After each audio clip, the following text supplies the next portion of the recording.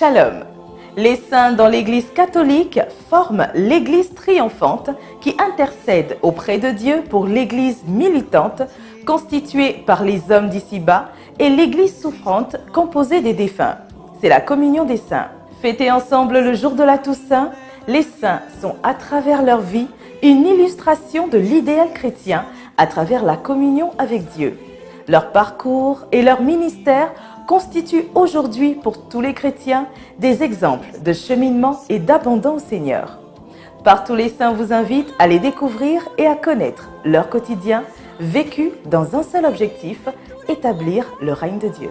Le monde du travail a, au fil des années, pris une conscience grandissante de son importance et l'Église avait pour rôle de lui enseigner toute sa dignité. La figure de Saint Joseph y a merveilleusement contribué.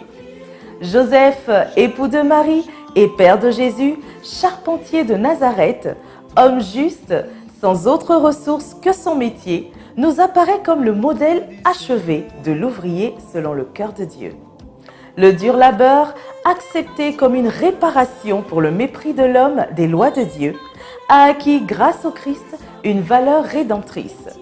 Artisan avec Dieu créateur, frère de travail de Jésus ouvrier, Saint Joseph nous enseigne par ses paroles et ses exemples l'humilité, la pauvreté, la mortification du corps et le travail.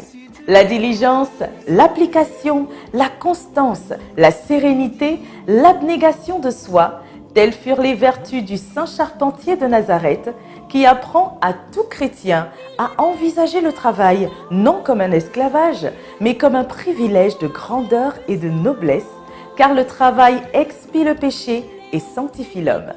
C'est ce modeste artisan que Dieu a choisi pour veiller sur l'enfance du Verbe incarné venu sauver le monde par l'humilité de la croix.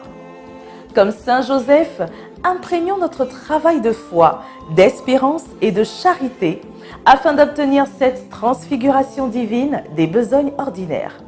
Cet esprit surnaturel nous évitera le mécontentement et la mauvaise humeur durant notre labeur.